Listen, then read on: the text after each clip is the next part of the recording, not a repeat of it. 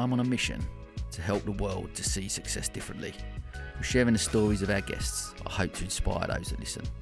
This is the Different Hats podcast, produced by H2 Productions. I hope you can join us on this journey.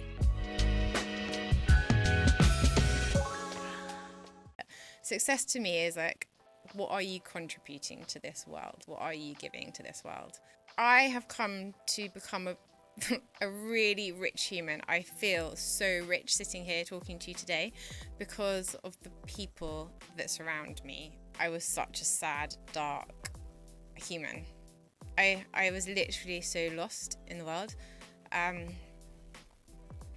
It makes me feel a bit emotional thinking about that person because it's just so sad, Sam, so sad. Because I was like existing and I wanted to not be here on multiple occasions. As I honestly wouldn't wish an eating disorder on my worst enemy. It takes everything away from you. I was terrified of going the other side of the world. Like, I didn't know but I also knew that it was an opportunity I could not take if I wanted to save my life, I guess. And it was clear that I was sicker than I thought I was and everyone else was. And for me to stay there for the time I needed, it cost my mum her house. And it almost feels a total miracle that I am sitting here today feeling with a heart full of love and gratitude. 99.9% of the time, I find the light in everything. Because I know what the dark is can feel like pitch black, and I lived too many years like that. I think the Laura I am today from 3 years ago is probably a bigger gap because of 3 weeks that happened 3 years ago that changed my life beyond all recognition, really. The positivity that comes out of business and keeping that work-life balance, I think, is the key to success. Successfully stop smoking by coming to these sessions, and half the audience would put their hand up. Now that's a very powerful statement, and so I was extremely frustrated at the time because, and I just laid it out to these people: you are killing people. And in the end, I passed the business over to AD, and unfortunately, as we mentioned before, that AD took his own life because he couldn't make the business work, and was in a very dark place. So it was awful to see, seeing one of your business partner and one of your best mates just not being able to find his way. Looking at social media and thinking that everybody's having an amazing time. They don't know the battles that everybody that looks as though they're having a great time is having behind that. We're all having our own battles. You're going to have the highs, and then you're definitely going to have the lows. 2 years, and literally the financial crisis happened in the States, and I got made redundant 3 times in a year and a half. And at that point, that was probably my lowest ebb. But what I will say is that you learn the most through failure. The key thing I would say about starting any business is success is very different. It's about time, I suppose. It's about helping other people.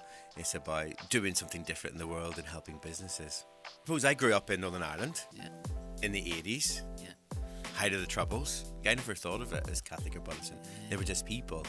And I think that's what people need to kind of remember.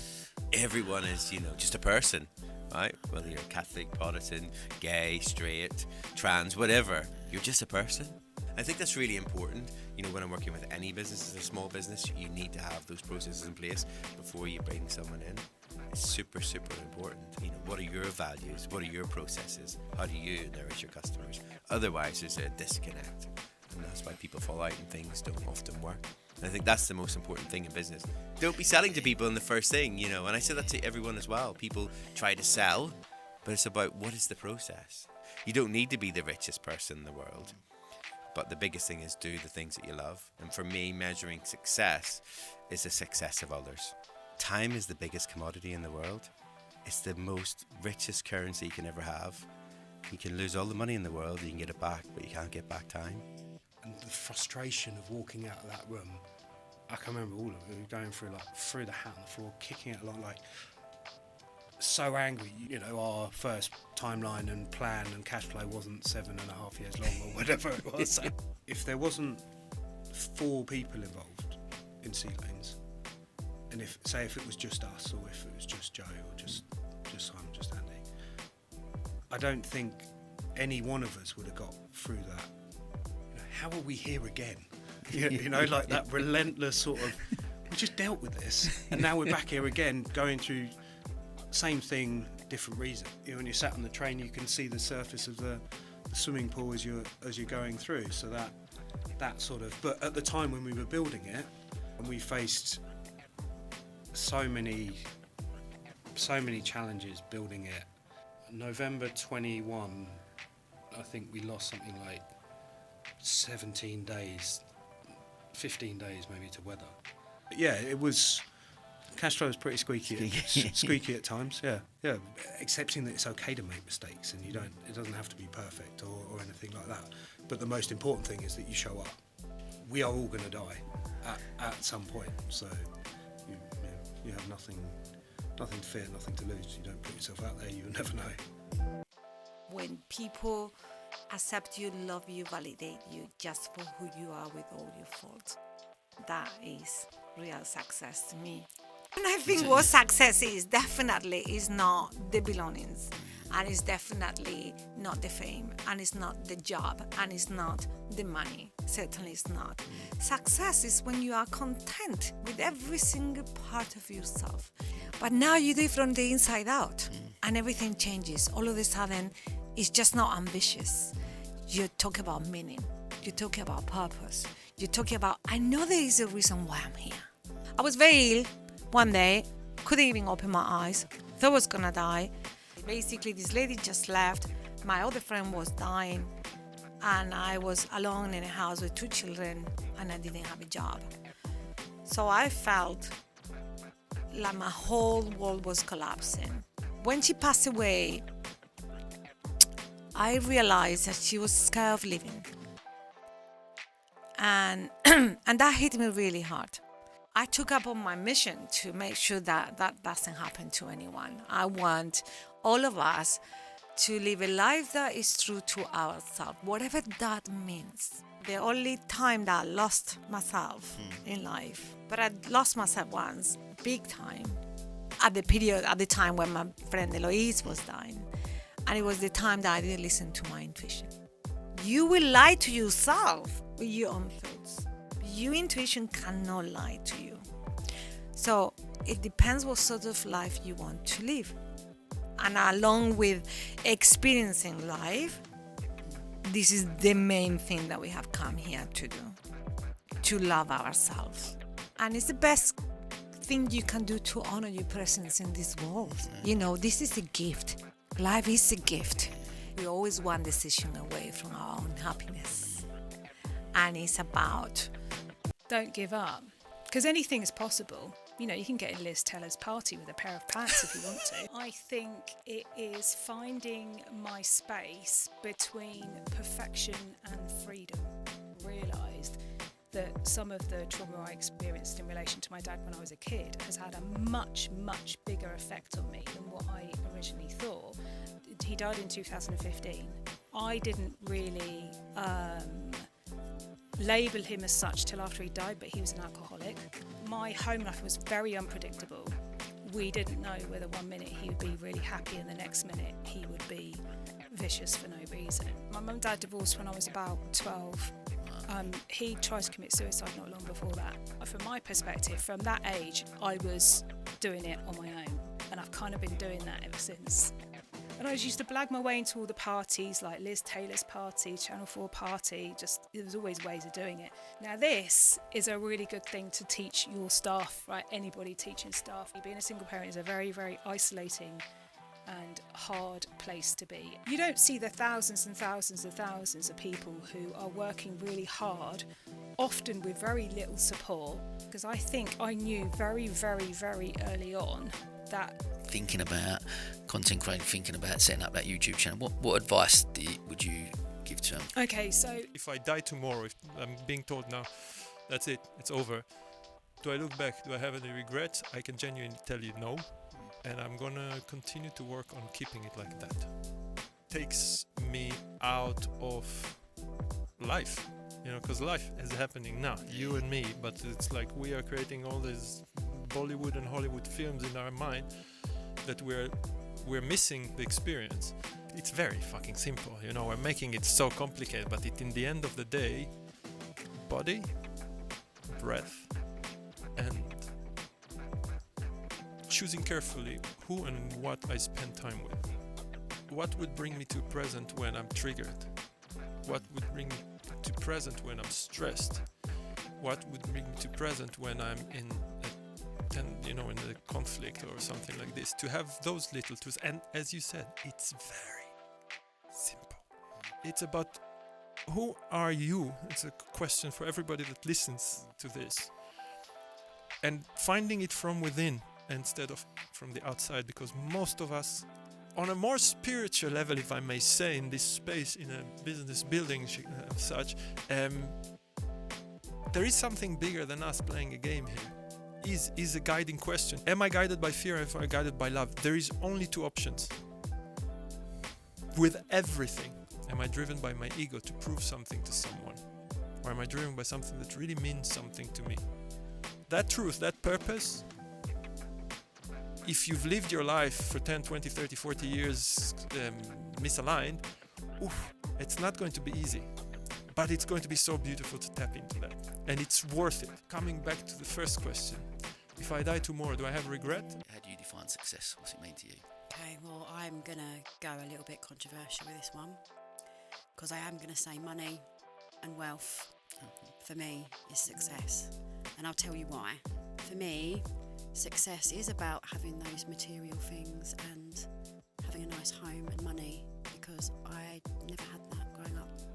And I learned through lots of various things that happened to me as a child that the only person who takes care of me is me.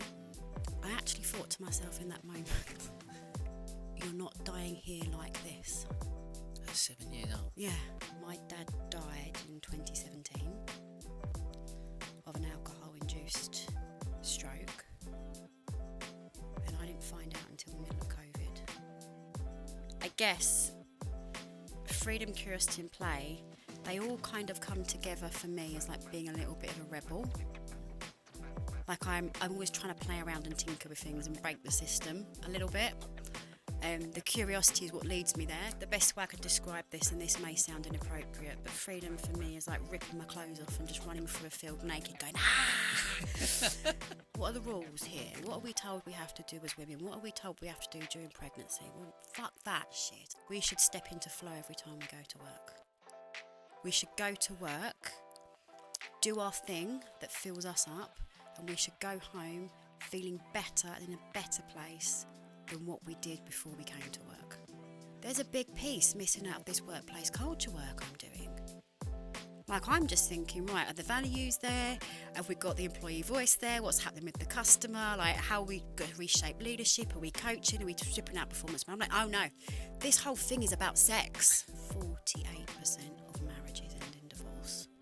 What I know through all the research and studies I've done around sex and the clients that come to me, a handful of them, mainly men, come to me because, can I just add something there, Sam, as well? Because I think actually you just kind of recapping that has really made me go, okay, maybe this is the definition of success for me. For me, success comes in 3 stages. First is when we finally get to a point where we block out the noise and we clarify, like, who am I? Who am I at my core? What's important to me? What mark do I want to make on this world? I call it the beautiful struggle, and I think that's something that Black Americans, we look at as part of our history, our lineage, kind of being descendants of slaves, and life. Yeah, it's hard, and for anyone who wants to grow a brand, a business, build connections, and maybe unify a community, story is what underpins it, is what unifies it. In Brighton, you go to the co-working spaces or you go to the networking events, you oftentimes, it's kind of striking. There's a lack of black and brown people relationships. That's what drives success. Your net worth is your network. I would go to events and I would do what I understood to be, everything right, and people would, just kind of go around me, look over me, look directly through me. People would not engage. People avoid engaging with diversity, and it is disheartening, and it's sad, and it's isolating, and it makes you feel like you don't belong. 15 minutes like stood in the middle of this room is like humiliating. It's humiliating. Like no one talking to you, no one just coming up and just striking up conversation, no one asking you like a question or showing any interest, doing everything they can to avoid you. Our culture belongs, our dance moves belong, but what about our people? If we want to be successful, we have to identify our core values, and then we have to learn to divine that in others and go beyond the snap judgment of what we see. And that is my challenge. My challenge to people is, if you want to be successful, identify your values, and then identify those values in others, and then build relationships with those people, and then collaborate. Well, I feel like this is Brighton's chance to show, if nothing else, our country what's possible. Success to me is, it's that work-life balance, and you talk about it a lot. I don't think there is a work-life. As you said quite rightly, it's just life. But it's just laying down on your pillow at night and just closing your eyes and just going, oh. She looked at Jenny and she said, I just don't want to die.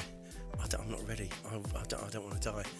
And I caught the end of it, and she just started crying. And then I hugged her, and that was the last time I saw her. My sister Jill, she was my first sister who passed away, and she was only 42. She had ovarian cancer. I didn't even want to accept it, and I didn't see her for the last 3 months of her life, and I didn't go to visit her, and that kills me now. For somebody who says they don't cry much, I don't think I've ever cried as much as when she passed away. One thing about all of this, you appreciate life, and you appreciate everything. I mean, you literally wake up in the morning and go, wow.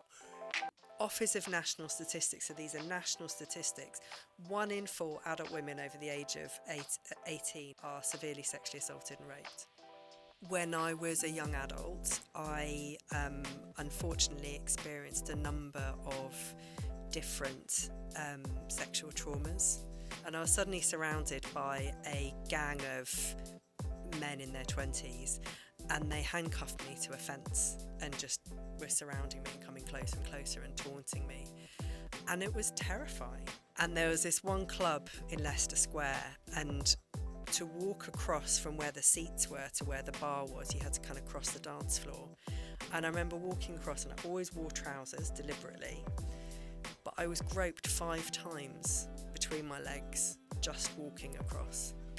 No one acknowledged that was any kind of trauma. In the months after that, it really impacted my mood, and I became really depressed and suicidal. My GP at the time said, I don't know what you've got to be upset about. You're a young girl, you should just go out and get a boyfriend. And I just found all of this research, all of this evidence about psychological trauma, what causes it, what goes on in the body with it, and importantly, how we can heal from it. And that study's been repeated, and the same results have been reproduced. So if we learn about this, it would totally change healthcare, and most importantly, change people's lives.